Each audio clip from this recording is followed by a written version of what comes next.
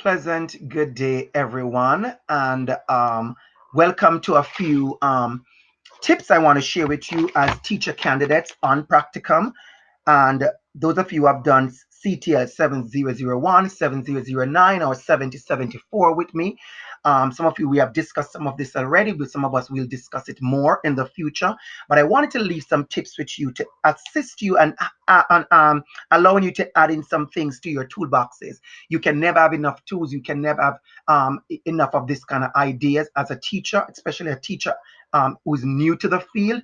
I have been doing this for 20 something years and I'm still adding to my toolbox.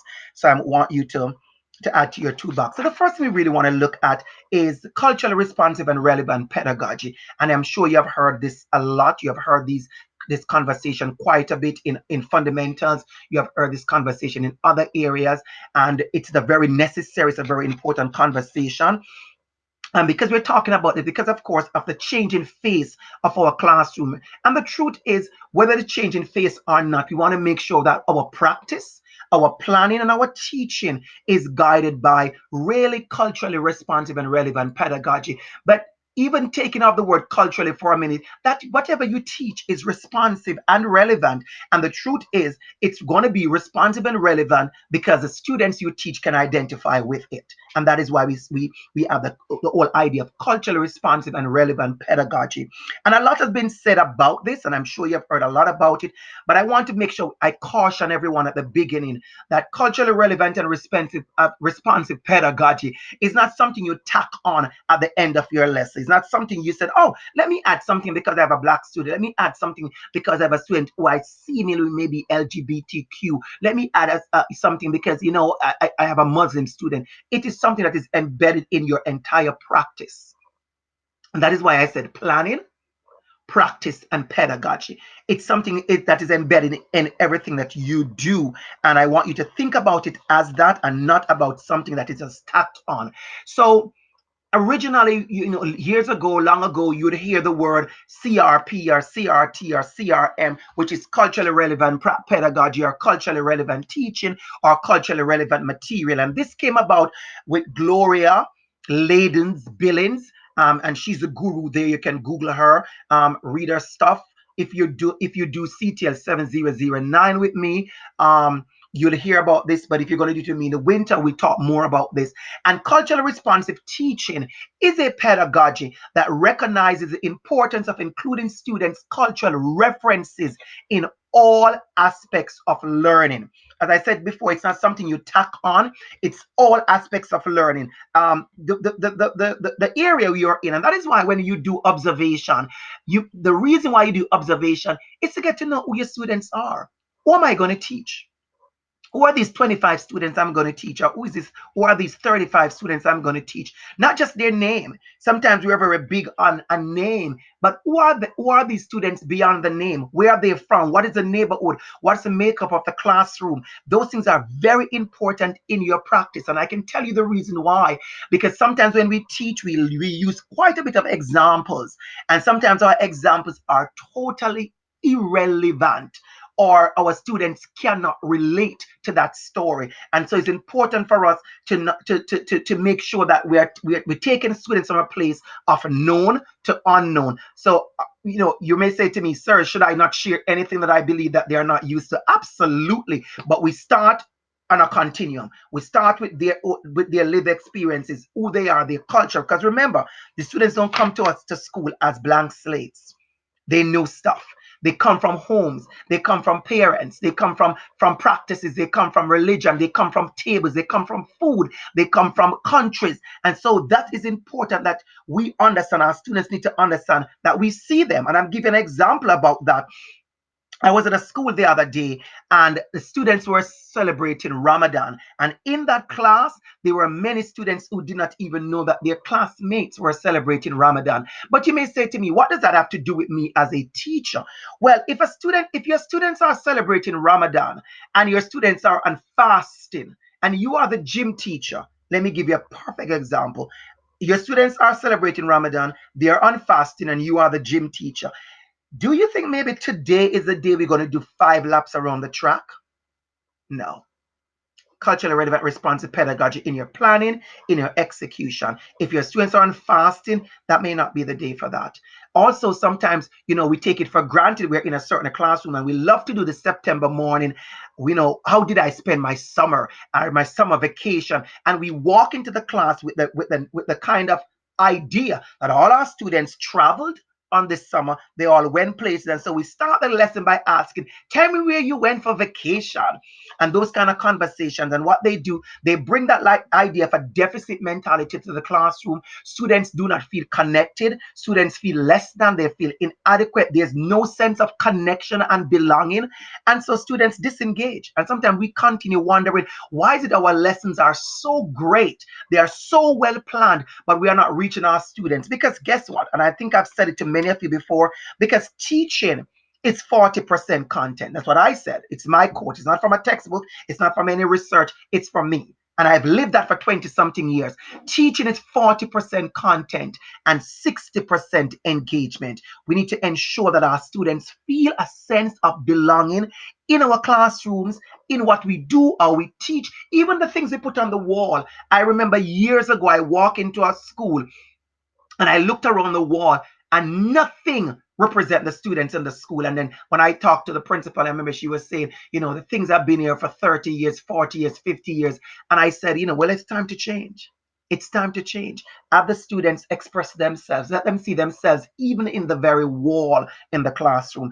And so it's very important. So this kind of philosophy, culturally relevant and responsive pedagogy. And of course, as I said to you before, we're not going to debate on terminologies and words. You're going to still hear culturally relevant teaching. You're going to still hear culturally relevant and pedagogy. You're going to still hear the terms culturally responsive teaching, or you're going to still hear the broader term we are reaching now, which is culturally responsive and relevant teaching or pedagogy. CRRT, CRRP, it doesn't matter. But it is teaching that integrates a student's background, knowledge, and prior home and community experiences into the curriculum and the teaching and learning experiences that take place in the classroom. And so I want to show you this. I was at a school for practicum last year, and a little girl walked in, and when I went over to her, she showed me her drawing on her hand, and I said to her, "What's that?" And she explained to me, "It's Anna." And she went through a discussion with me, and I asked her a few questions, and it was just very simple. It was very simple. I said to her, I remember I said to her, "Why is it on one hand?" Because I was thinking there's some big story behind it. It wasn't a big story. She said, "I was rushing. My mom could only do one hand, but I saw her. I saw her. She knew teachers saw her, and it was very big for her, very important for her. So we have to make sure we see our students. We see our students. We have to make sure our students understand that who they are matters to the lesson. In another classroom, I saw this chart, and I share this story because this class was doing a unit on poetry, and they have linked heritage, social studies, all of this was linked with a poetry unit. This was not social studies, this was a poetry unit.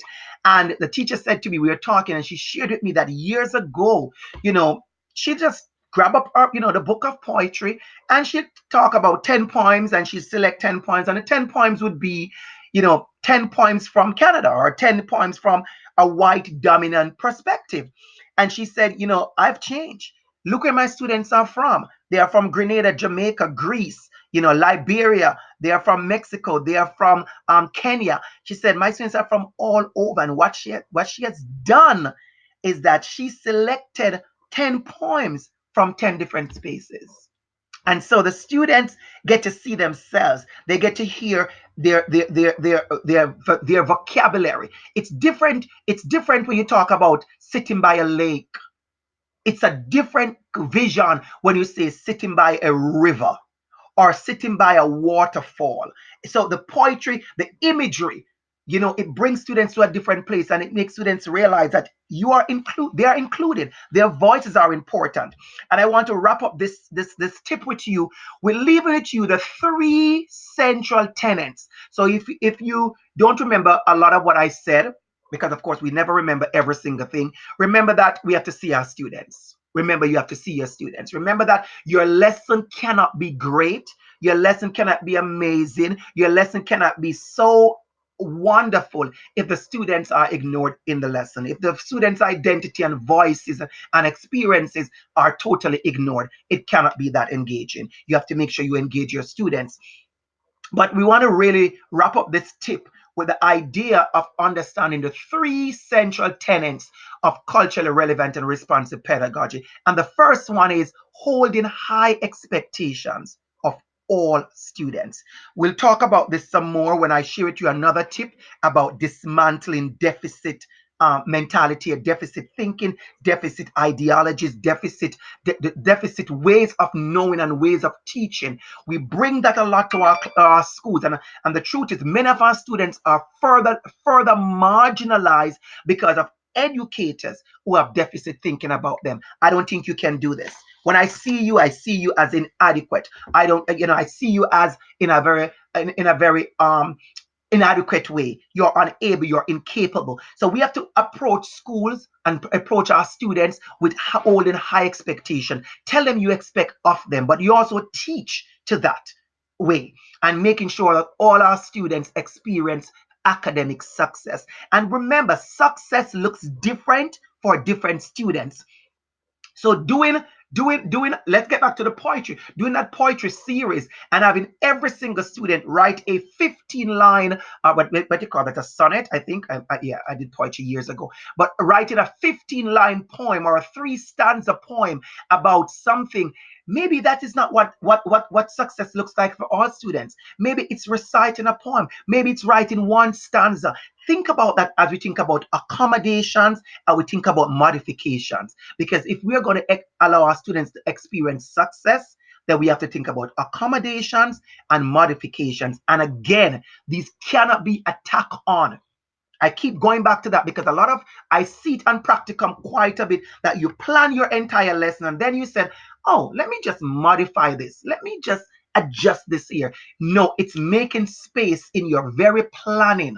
In your very planning, you're making space for students who learn otherwise. So before you even start that poetry writing, you say to our students who do not have the vocabulary that you're going to pair with another person, or you're going to tell me your poem and I'm going to write it, or you're going to record your poem on this device, or you're going to use pictures to tell your poetry, because you can use pictures to a drawing to tell me your poem. And so there are different ways that you embed this in your very planning. Also assist students in development of cultural competence. And we're going to talk about cultural competence, I think, in my tip number 3, that all of us as educators need to be sure and need to be aware of how we are growing in cultural competence. And that is measurable. That is something that is measurable. You can measure your growth. It's very personal. It's very, very personal, but you can sit back and you can look at what you are doing, look at your practice, look at who you are as a person, and measure where you are on the cultural competency continuum. And we'll talk about that. I'll share that with you some more if that's new to you. But if you have done this before and I've taught you this before, think about that as you walk into the schools. Where are you on your cultural competence continuum? Where are you? So that's for your reflection. That's for your reflection. And guide students to develop a critical cultural consciousness. Let them understand. When you think about a critical cultural consciousness, you think about, for instance, in grade 6, many persons are looking at Canada's response to the world. And we're looking at immigrants. And we're looking at refugees. What is it that we talk about when we talk about a consciousness of discussing immigration, of discussing refugees? Do we see all refugees in a deficit way? Do we see a refugee in a certain definition? What is a picture we have painted about a refugee? What is a picture we have painted about a gay student, a black student, a Muslim student, a student who wears a turban, a student who lives in that neighborhood, a student who comes from that building? Because it happens a lot. And we have to be careful, even in our planning, that we do not, as I said before, come from a deficit thinking. Whoa, I have a class and there are 10 students who are somewhere on the spectrum. How am I going to do with it? And sometimes we have to be careful, because I've listened to voices. I've heard some of our students talk, and you think it's a burden. You think the school that they have been placed in, they have been told to walk an entire climb Mount Everest. As a matter of fact, so what? So what if you're asked in this job to climb Mount Everest? The truth is these are students and this is a class, and this may be a class that you and I will have to teach a year or 2 years from now. How do we do that? How do we teach that class with those 10 students who we believe is somewhere on the spectrum, and why one student who don't listen to me and one student who cries a lot? How do we do this? Because we can't throw our hands up and not do it. How do we do it with high expectations? How do we do it with humanity? How do we do it with love? I use that word a lot. Teaching that is guarded and guided and underpinned and embedded with love. How do we let the students know I care for you? I am here for you. You belong to this classroom. So do that with high expectations. Do that with a development of cultural competence. Your own competence first. Your own competence first. Because we don't want to go to the place where we try to be culturally competent, try to make our students culturally competent when we don't even have that level of competency. We have to start with equity from the inside out, and that's a big thing that I criticize many of our university classrooms for, and I'm very serious about it. Is that we want to equip teachers and individuals and principals to be culturally relevant and responsive, but we haven't even challenged them to examine themselves. So we are asking people who are racist to teach classrooms that are diverse. It doesn't work. We're asking people who are looking at why are these students wearing a hijab? Why are they coming to school in their hijab? That's what is in that teacher's head. But we want to allow that teacher to still be culturally responsive and relevant. It's impossible. We want us to talk about our who we are at the core. So I want to leave that with you. And we talk about that more when we get into other courses about the importance of self-reflection and self-examination. And that is why when you get these reflective exercises to do, some of you are a little bit tired of it. I'm going to be honest. You can't be tired of it. You can't be tired of reflection. You can't be tired of examining your practice. You can't be tired of saying, what did I do today? How did I respond to my students today? What happened in school today that made me to center myself as an instructor, as a teacher, as a black man, as a white woman, as a Muslim student, as an immigrant student? All of that is important as we grow.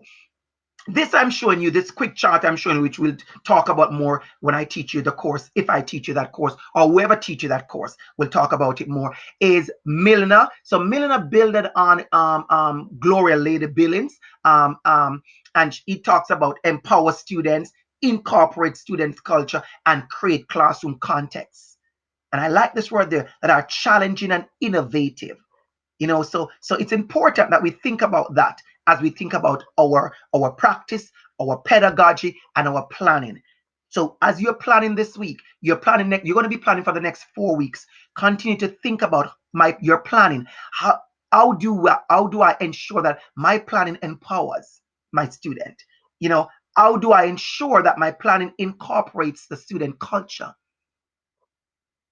And I note what it said about incorporate, it transcending negative effects of the dominant culture, right? And so I want you to think about it as you go. I'll close with this one. Be self aware. We talk about this. Develop a cultural lens, create space, brave conversations. We're going to talk also about, I think it's tip number 4. I think I have 4 tips in all. I think the tip number 4 is teaching sensitive topics. Cultural knowledge. You have to know. If it's Diwali in your school, spend some time when you're riding on the subway or driving to school, when you're home tonight. Research. If you have never been exposed to Diwali, spend some time to know it, because your students are celebrating.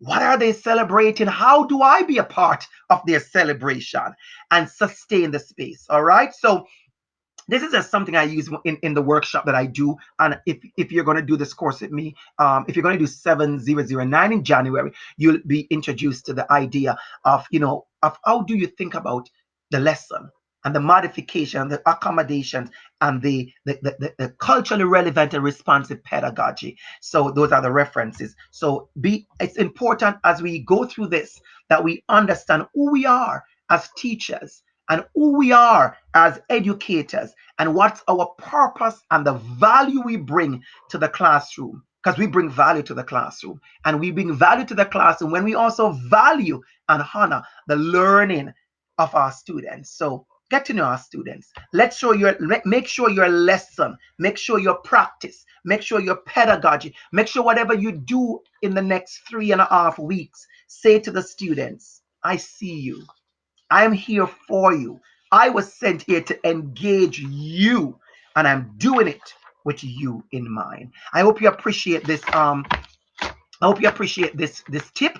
And if you have something you want to add to the tip, you want something when I redo this tip next semester or next year, you want me to ensure I add, send me an email. Send me an email. Send me a message on Pepper. I would love to hear from you about the tip and or something else you want me to respond to in my next tip. Please do so. Have yourselves a wonderful day and go ahead and continue to be a part of the magic, not a part of the mess. Go in the schools and be a part of the magic, not a part of the mess. Teachers, magician. I said it all the time. We are magicians. Create the magic.